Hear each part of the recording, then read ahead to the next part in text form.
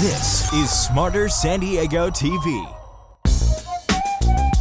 Millennials and baby boomers alike, they want to be in urban environments right now. Thank God for the Electoral College vote. In a 4-hour breakfast, we raised $9,000. So that's something that we take pretty seriously. And you can't diet your way into being lean and fit. They go together. In New York City, deciding what's best for the rest of the freaking country. This is not a market built on a stack of cards. It's a solid foundation. 0%. That is a thumbs up. Everyone has a life worth telling a story about. And the more adversity that you faced, the deeper your story. Well, am I going to be okay in it? Like, am I going to be able to walk? There's just so much creativity in this town that it's hard to hide it. Well, you have these beliefs, well, what do you do with it?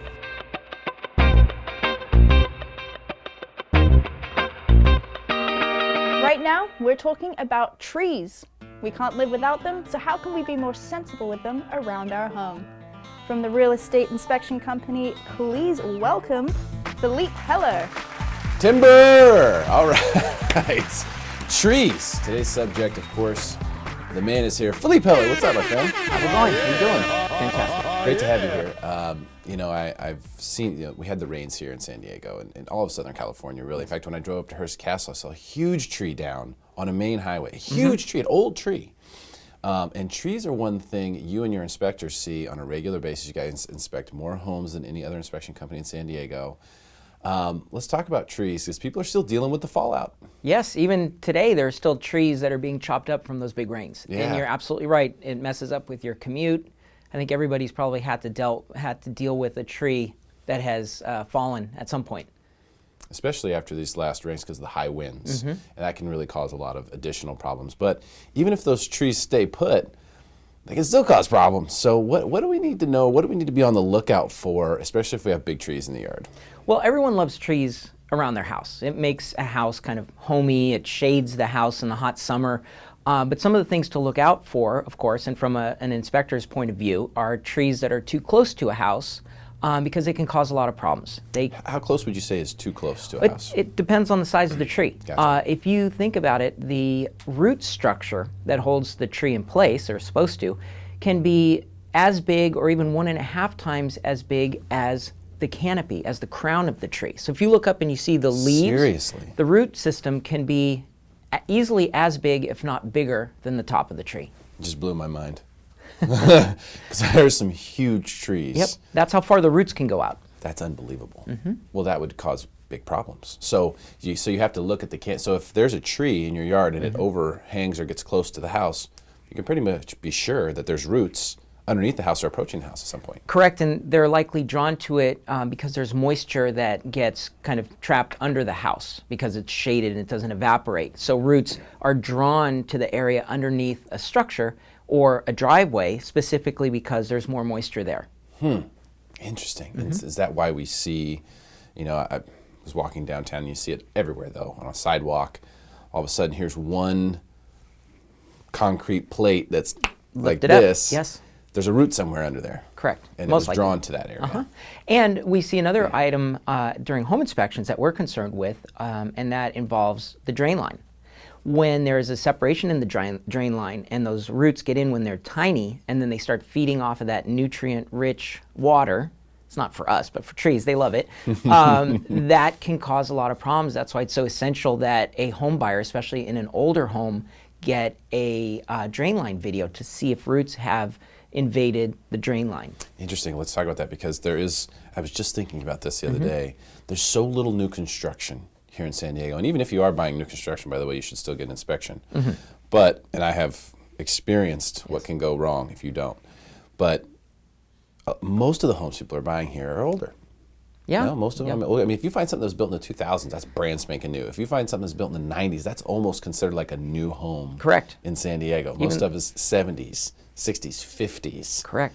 So what you're saying is, and is this not a typical thing that most inspection companies do to check that drain line? It's outside the scope of a home inspection. It is. It's not included, so it is an add-on service that a home buyer would have to request. Some home inspection companies, like ours, can arrange for that to happen. Others just say, no, you need to go find a plumber to do it, which is fine. It still should be done. And what's interesting is the older homes that you're referring to have older trees. with more established root structure, and they have more easily penetrated drain lines. They're cast iron, they're clay sometimes, and it makes it easier for those roots to get into the drain lines. So it's really important that you do it on an older home.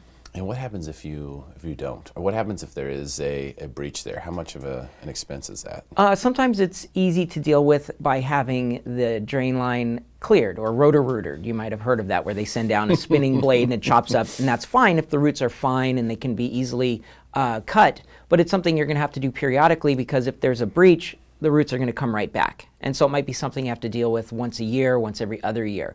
What's more of a problem is that now that you know that the drain line is cracked or separated, is that roots will be getting in there, and it's a constant battle you're going to have to fight. Yeah, because they're going to be drawn to that, right? I like how you used roto-rooter as a verb there. Yes. Roto-rootered. Yes. That's hilarious. So what would you say would be like the top tip? You just gave us one there to check the drain. But what for people who aren't buying a home, but they're already in their home, they're watching this and they're going, we've got a lot of big trees around the house. I've started to see the driveway, Shift, it shifts. It's crazy. Those roots can lift up the entire driveway. And sometimes it even causes it to eventually break because the driveway can't hold itself up. Yeah, it becomes a fulcrum, and when you drive your car over it, over time, your concrete will crack. Yeah. I had that happen in my own home. I had a huge, beautiful pine tree in the front yard, and the roots eventually got so big under the driveway that it caused it to crack. And as a result, I had to take down the tree, which was very expensive, and then replace a driveway, which was about $1,500 to remove the tree, and almost $10,000 to put the driveway in. Holy smokes. Yep. So it can be very costly to have a big tree. So what you should do is, a lot of things that Californians don't do often enough is clean their chimney, have an arborist come and look at the trees, tune up their garage doors. These are among the services that people just don't do, and you should. Find an arborist that's local. Never have your... What's an arborist? A tree expert. A tree expert. And you never want to just hire your landscaper to get up in your tree and trim it. They need to know what they're doing, because somebody who doesn't know trees can kill it. You also want to make sure that they're insured, because it's a very dangerous job. And if somebody gets hurt on your property, that's a whole other issue. Always hire a licensed, insured arborist, but have them come and look at your trees. A healthy tree requires pruning. We have bark beetles in San Diego, which are killing a lot of trees. Good point. We're going to post, you'll see some pictures that I'll send to you. Look at your trees if there's dead branches, if they are overgrown or uneven. This is a good indication that you need an arborist to come out and trim your tree for the health of the tree and for your property. It's good for your property. An arborist. Interesting. So there are tree experts out there. Absolutely. I need to know these tree experts, because I always see trees and I think, gosh, that's such a beautiful tree. What kind of tree is it? And an arborist could probably tell you that. Absolutely. So if you're not sure what kind of trees you got. Not only can they identify the tree, but they could tell you, are you watering it too much? Can we trim this root that is affecting your driveway? Because you can trim some of the roots, but on other times you don't want to just go in there and start hacking away at the roots, because not only will you weaken the tree, you can introduce infection in the tree and kill it, which you probably don't want to do. But an arborist can help you solve a lot of these problems. Trees are also really interesting. I noticed one time I was staying at a house in Big Bear, and there were trees that were right next to the house, planted right next to the house, but they had trimmed that half of the tree, right? Like probably a landscaper, not an arborist. Eventually the tree started realizing that it couldn't grow that direction, or its branches would get cut, so the branches started growing out the other direction. So they're on this side of the tree and they're growing out the other way. Yeah, sweeping around. Yeah, so life is persistent, and maybe the tree will make it if you do something stupid to it. But why not do it the right way? Exactly. The tree's trying to balance itself.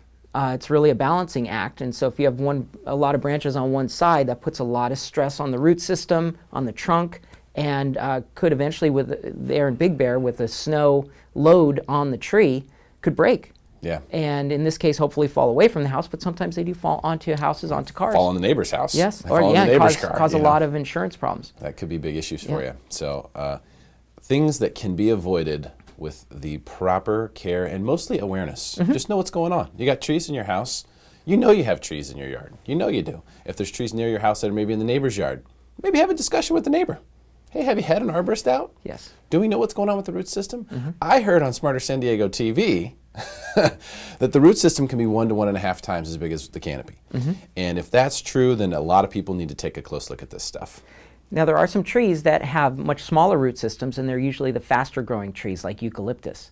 And sometimes that's why those fall over more easily, because they grow so quickly and they have a smaller root system, and in heavy rains combined with strong winds, those are the ones that topple over. Same thing with pine trees. They get so heavy when they're laden with water, and a strong wind comes over, pushes it over, and it's a huge mess. Saw a lot of pine trees take a fall in this past storms that we experienced. Correct. Philippe Heller, thank you so much for being here today, man. Really appreciate it. As Philippe always. Heller from the real estate inspection company, making you smarter than everyone else. Stick around as we continue to do just that right here on Smarter San Diego TV.